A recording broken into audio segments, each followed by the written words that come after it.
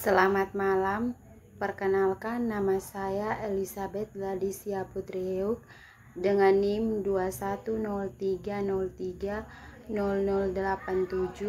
Fakultas Ilmu Sosial dan Ilmu Politik, Program Studi Sosiologi kelas C semester 1. Dalam video kali ini saya akan membahas buku mingguan pertama, yaitu yang berjudul Kekuatan Tidak Manusiawi, Kecerdasan Buatan dan Kapitalisme dalam mata kuliah Sosiologi Komunikasi. Kecerdasan buatan merupakan bagian dari ilmu komputer yang membuat agar mesin atau komputer dapat melakukan pekerjaan seperti dan sebaik yang dilakukan oleh manusia. Sistem cerdas atau cerdas sistem adalah sistem yang dibangun dengan menggunakan teknik-teknik palsu. Salah satu yang dipelajari pada kecerdasan buatan adalah teori sistem pakar.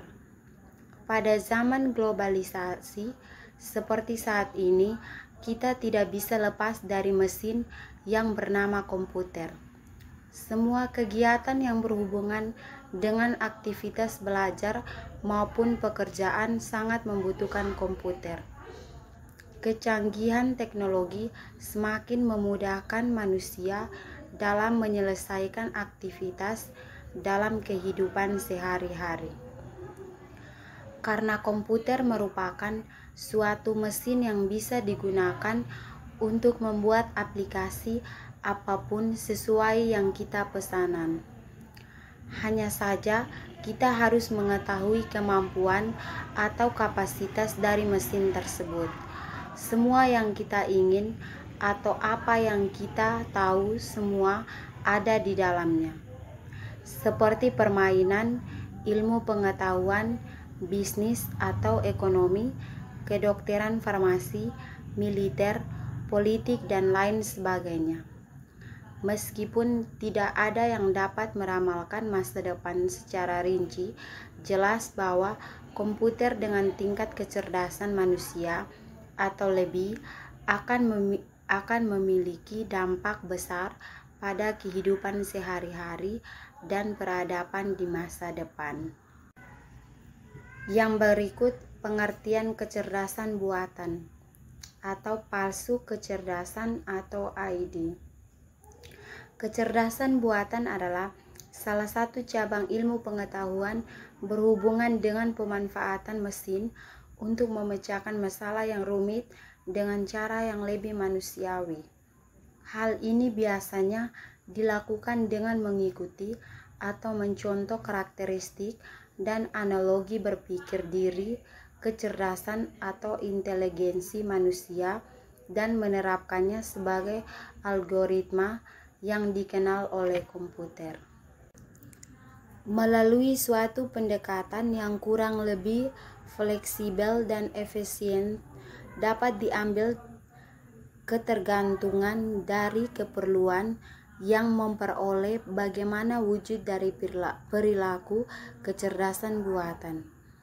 ID biasanya depan dengan ilmu komputer, akan tapi juga terkait erat dengan bidang lain seperti matematika, psikologi dan biologi, filosofi, dan yang lainnya.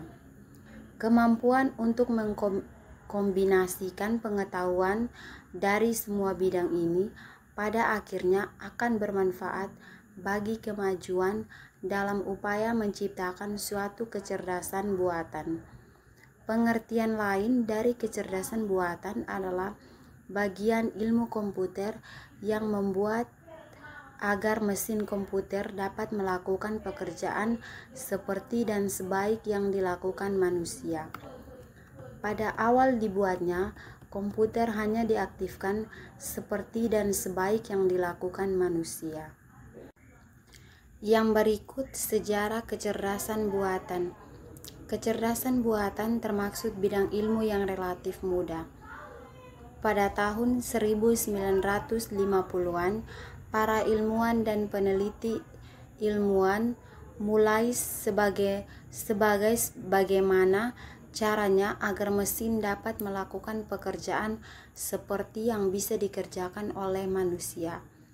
Alan Turing, seorang matematika kawan dari Inggris, pertama kali menyusulkan dan melihat bisa tidaknya sebuah mesin dikatakan cerdas. Dan juga pada kesempatan ini pula, para peneliti berbagai disiplin ilmu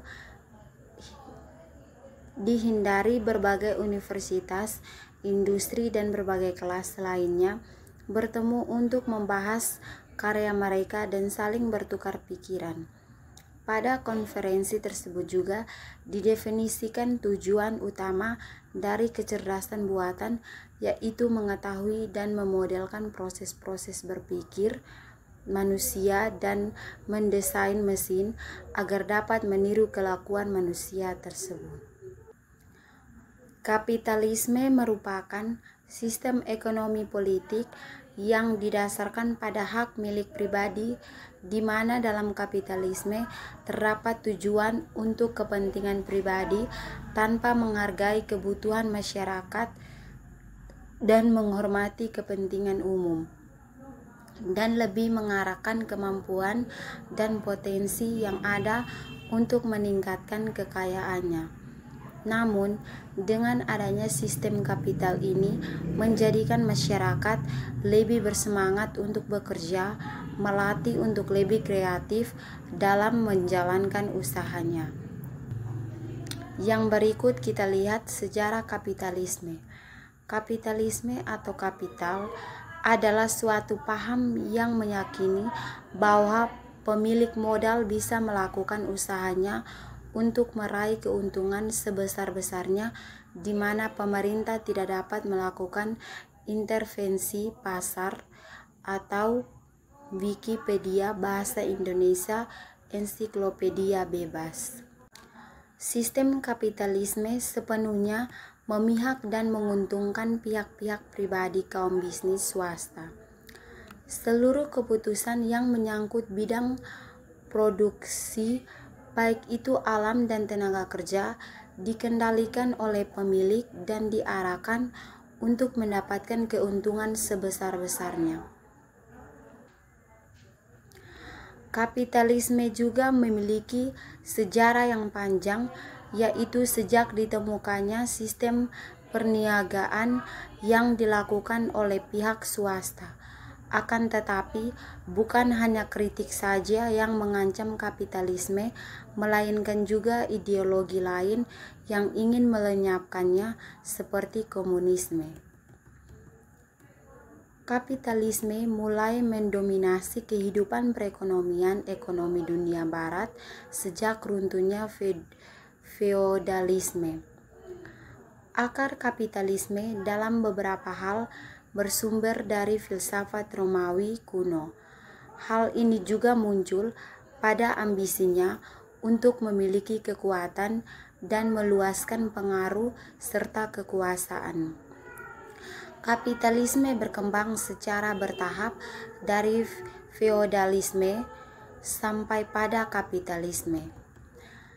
Selama proses itu berlangsung, telah berkembang berbagai pemikiran dan ideologi yang melanda dalam arus yang mengarah pada pengukuhan hak milik pribadi dan suara kebebasan.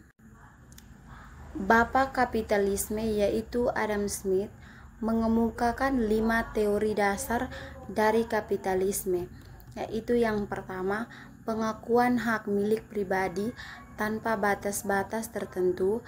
Yang kedua, pengakuan hak pribadi untuk melakukan kegiatan ekonomi demi meningkatkan status sosial ekonomi. Yang ketiga, pengakuan adanya motivasi ekonomi dalam bentuk semangat meraih keuntungan semaksimal mungkin. Yang keempat, kebebasan melakukan kompetisi. Yang kelima, mengakui hukum ekonomi pasar bebas atau mekanisme pasar. Adapun 3 fase dalam kapitalisme, yaitu yang pertama, kapitalisme awal, kapitalisme klasik, dan kapitalisme lanjutan. Kemudian ada prinsip dan bentuk kapitalisme. Yang pertama, prinsip kapitalisme yaitu mencari keuntungan dengan berbagai cara dan sarana, kecuali yang terang-terangan dilarang negara karena merusak masyarakat, seperti heroin dan semacamnya, dan mendewasakan hak milik pribadi dengan membuka jalan selebar-lebarnya agar tiap orang mengarahkan kemampuan dan potensi yang ada untuk meningkatkan kekayaan dan memeliharanya, serta tidak ada yang menjahatinya. Karena itu, dibuatlah peraturan-peraturan yang cocok untuk meningkatkan dan melancarkan usaha dan tidak ada campur tangan negara dalam kehidupan ekonomi, kecuali dalam batas-batas yang sangat diperlukan oleh peraturan umum dalam rangka mengokohkan keamanan. Yang kedua, bentuk-bentuk kapitalisme, yaitu kapitalisme perdagangan muncul pada abad ke-16 setelah dihapusnya sistem feodal. Yang kedua, kapitalisme industri, lahir karena ditopang oleh kemajuan industri dengan penemuan mesin tenun tahun 1733 dan mesin uap oleh James pada tahun 1765. Yang ketiga, sistem kartel, yaitu kesepakatan perusahaan-perusahaan besar dalam membagi pasaran internasional. Yang berikut sistem trusts, yaitu sebuah sistem yang membentuk satu perusahaan dari berbagai perusahaan yang bersaing agar perusahaan tersebut lebih mampu memproduksi dan lebih kuat untuk mengontrol dan menguasai pasar. Sekian dan terima kasih. Selamat malam.